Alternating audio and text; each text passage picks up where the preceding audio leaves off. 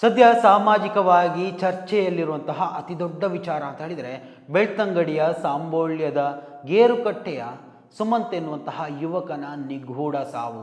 ಈ ಒಂದು ಸಾವಿಗೆ ಸಂಬಂಧಪಟ್ಟು ಅತ್ಯಂತ ಮಹತ್ವವಾದಂತಹ ಒಂದು ಕ್ಲೂ ಇವಾಗ ಲಭಿಸಿರುವಂಥದ್ದು. ಆ ಒಂದು ಕ್ಲೂ ಏನು ಅಂತೋದರ ಬಗ್ಗೆ ಕಂಪ್ಲೀಟ್ ಆಗಿ ಡೀಟೇಲ್ಸನ್ನು ನಿಮ್ಮ ಮುಂದೆ ತರುವಂತಹ ಒಂದು ಪ್ರಯತ್ನವನ್ನು ಮಾಡ್ತೀನಿ. ಅದಕ್ಕೂ ಮೊದಲು ಈ ಒಂದು ವಿಡಿಯೋವನ್ನು ನೀವು ಮೊದಲನೇ ಬಾರಿ ವೀಕ್ಷಣೆ ಮಾಡ್ತಾ ಇದ್ದರೆ ಖಂಡಿತವಾಗಿಯೂ ಈ ಒಂದು ಚಾನಲನ್ನು ಸಬ್ಸ್ಕ್ರೈಬ್ ಮಾಡ್ಕೊಂಡು ನೋಡಿ. ಮಾತ್ರ ಅಲ್ಲ, ನಿರಂತರವಾಗಿ ಇಂತಹ ಅಪ್ಡೇಟ್ಗಳನ್ನು ನಿಮ್ಮ ಮುಂದೆ ತರುವಂತಹ ಪ್ರಯತ್ನವನ್ನು ನಾವು ಮಾಡ್ತೀವಿ.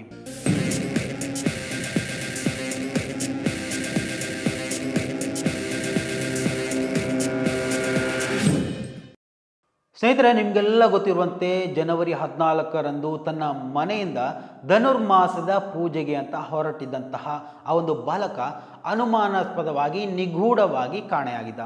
ನಂತರ ಆತನ ಮೃತದೇಹ ಪಕ್ಕದ ತೋಟದಲ್ಲಿರುವಂತಹ ಕೆರೆಯಲ್ಲಿ ಕಾಣಲಿಕ್ಕೆ ಸಿಗಿತ್ತು. ಅನಂತರ ಆರಂಭವಾದಂತಹ ಈ ಒಂದು ದೊಡ್ಡ ಪ್ರಶ್ನೆಗೆ ಇದುವರೆಗೂ ಉತ್ತರ ಸಿಗಲಿಲ್ಲ. ಈಗ 1 ತಿಂಗಳು ಪೂರ್ತಿ ಆಗ್ತಾ ಬಂತು. ಯಾವುದೇ ತನಿಖೆಯಲ್ಲಿ ವಿಚಾರಗಳು ಬೆಳವಣಿಗೆಗಳು ಕಾಣ ಸಿಗ್ತಾ ಇಲ್ಲ. ಆದರೆ ಎಡೆಯಲ್ಲಿ ಅಂತೆ ಕಂತೆಗಳು ಸರಿಸುಮಾರು ಹರಡ್ತಾ ಇದೆ. ಕೆಲವೊಂದು ಸತ್ಯಗಳು ಇರ್ಬೋದು, ಕೆಲವೊಂದು ಅಸತ್ಯಗಳು ಕೂಡ ಇರ್ಬೋದು.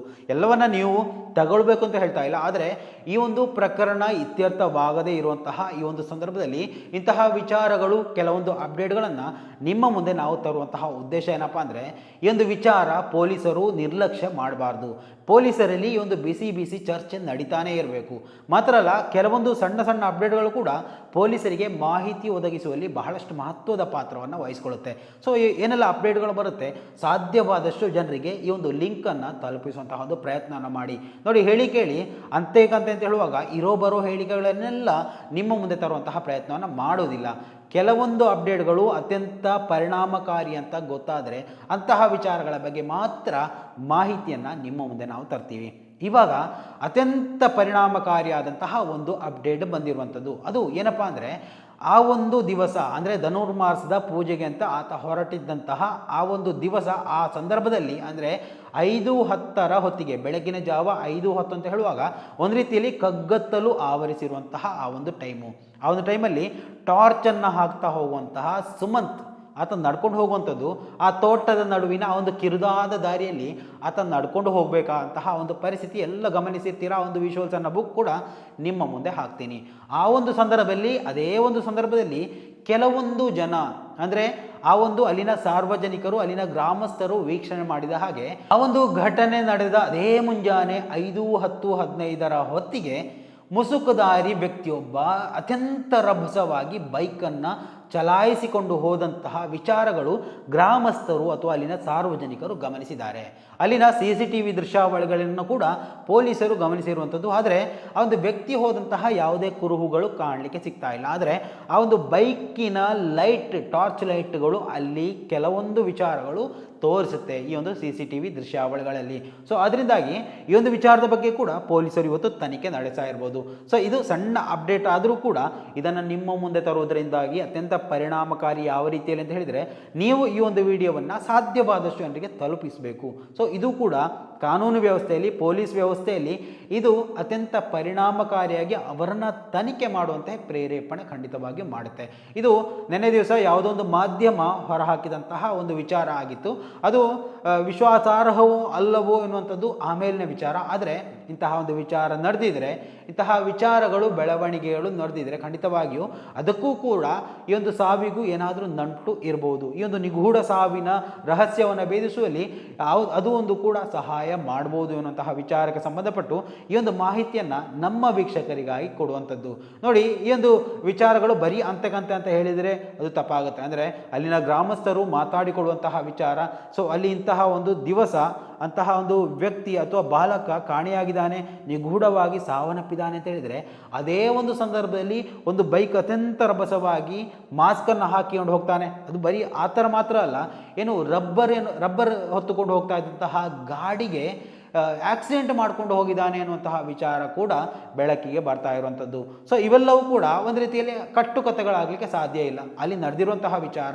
ಈ ಒಂದು ವಿಡಿಯೋವನ್ನು ಗೇರುಕಟ್ಟೆಯ ಸಾಂಬೋಳ್ಯದ ಯಾರಾದರೂ ವೀಕ್ಷಣೆ ಮಾಡ್ತಾ ಇದ್ದರೆ ದಯವಿಟ್ಟು ಕಮೆಂಟ್ ಮಾಡಿ, ಇಂತಹ ಸನ್ನಿವೇಶಗಳು, ಇಂತಹ ಆ ಒಂದು ವಿಷಯಗಳು ಏನಾದರೂ ಅಲ್ಲಿ ನಡೆದಿದೆಯಾ ಅಥವಾ ಇದು ಬರೀ ಅಂತೆ ಕಂತೆ ಮಾತ್ರನಾ ಎನ್ನುವಂತಹ ವಿಚಾರದಲ್ಲೂ ಕೂಡ ಆ ಊರಿಗೆ ಸಂಬಂಧಪಟ್ಟವರು ಖಂಡಿತವಾಗಿಯೂ ಕಮೆಂಟ್ ಮಾಡ್ಕೊಳ್ಳಿ.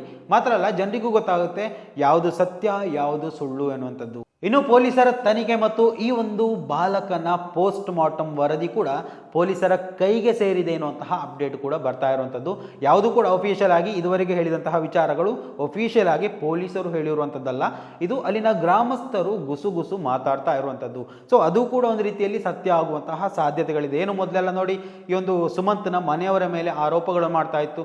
ಆಮೇಲೆ ಅಲ್ಲಿ ಒಂದು ಬಿಹಾರಿಗಳು ವಾಸ ಮಾಡ್ತಾ ಇದ್ರು, ಬಿಹಾರದಿಂದ ಬಂದಂತಹ ಕೆಲವೊಂದು ಯುವಕರು ಅಲ್ಲಿ ವಾಸ ಮಾಡ್ತಾ ಇದ್ರು. ಇವಾಗ ಅವರನ್ನ ಕಾಣ್ತಾ ಇಲ್ಲ ಎನ್ನುವಂತಹ ವಿಚಾರಗಳು ಕಾಣಲಿಕ್ಕೆ ಸಿಗ್ತಾ ಇತ್ತು. ನೋಡಿ, ಇವರು ಯುವಕನನ್ನ ಏಕಾಏಕಿ ಯಾರಾದರೂ ಕೊಲೆ ಮಾಡಬೇಕು ಅಂದ್ರೆ ಅದಕ್ಕೆ ಬಲವಾದ ಕಾರಣಗಳು ಇರಬೇಕು.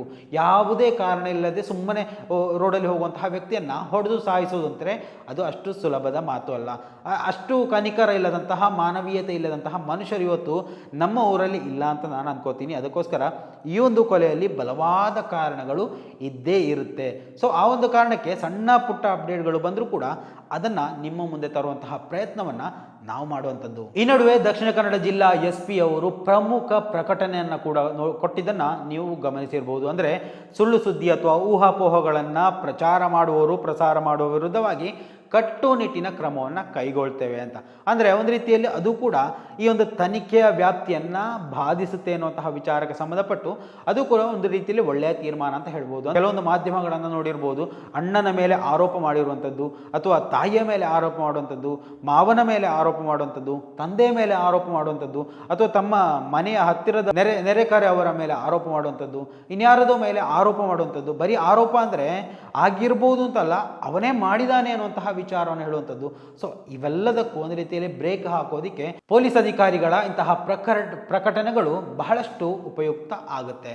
ಇನ್ನು ಸಂಬೋಳ್ಯದ ಯುವಕ ಸುಮಂತ್ನ ಈ ಒಂದು ನಿಗೂಢ ಸಾವು ಸಂಭವಿಸಿ ಈಗಾಗಲೇ 1 ತಿಂಗಳು ಆಗ್ತಾ ಬಂತು. ಸೊ ಈ ಒಂದು ಕೊಲೆಗೆ ಕಾರಣ ಏನಿತ್ತು, ಆ ಒಂದು ಕಟ್ಟುಕನಿಗೆ ಸುಮಂತಿನಿಂದ ಸಿಗುವಂಥದ್ದಾದರೂ ಏನಿತ್ತು, ಆತನನ್ನು ಮುಗಿಸಿ ಆತ ಪಡ್ಕೊಂಡದ್ದಾದರೂ ಏನು ಅನ್ನುವಂಥದ್ರ ಬಗ್ಗೆ ಇನ್ನೂ ಕೂಡ ಮಾಹಿತಿ ಯಾರಿಗೂ ಲಭ್ಯ ಆಗಿಲ್ಲ.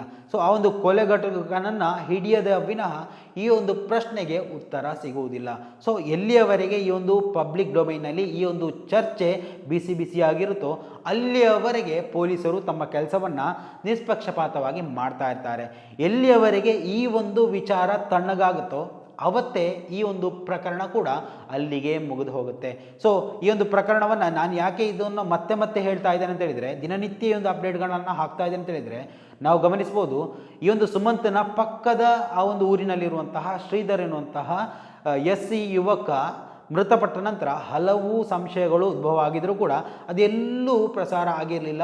ಯಾವುದೇ ಯೂಟ್ಯೂಬರ್ಗಳು ಈ ಒಂದು ವಿಚಾರವನ್ನು ಕೈಗೆತ್ತಿಕೊಂಡಿರಲಿಲ್ಲ. ಆ ಒಂದು ಕಾರಣಕ್ಕೆ ಆ ಪ್ರಕರಣ ಯಾವ ರೀತಿಯಲ್ಲಿ ಮಣ್ಣು ಪಾಲಾಯಿತು ಅನ್ನೋದನ್ನು ನಾವು ಗಮನಿಸ್ಬೋದು. ಸೊ ಆ ಒಂದು ಕಾರಣಕ್ಕೆ ಒಂದು ರೀತಿಯಲ್ಲಿ ಸಾಮಾಜಿಕ ಕಾಳಜಿಯನ್ನು ಇಟ್ಟುಕೊಂಡು ಈ ಒಂದು ವಿಡಿಯೋನ ಮಾಡ್ತಾ ಇರುವಂಥದ್ದು.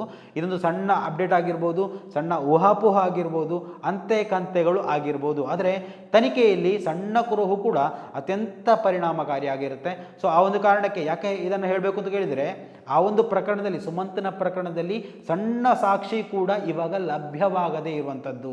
ಸೊ ಆ ಒಂದು ಕಾರಣಕ್ಕೆ ಇದು ಬಹಳಷ್ಟು ಪ್ರಮುಖ ಪಾತ್ರವನ್ನು ವಹಿಸಿಕೊಳ್ಳುತ್ತೆ.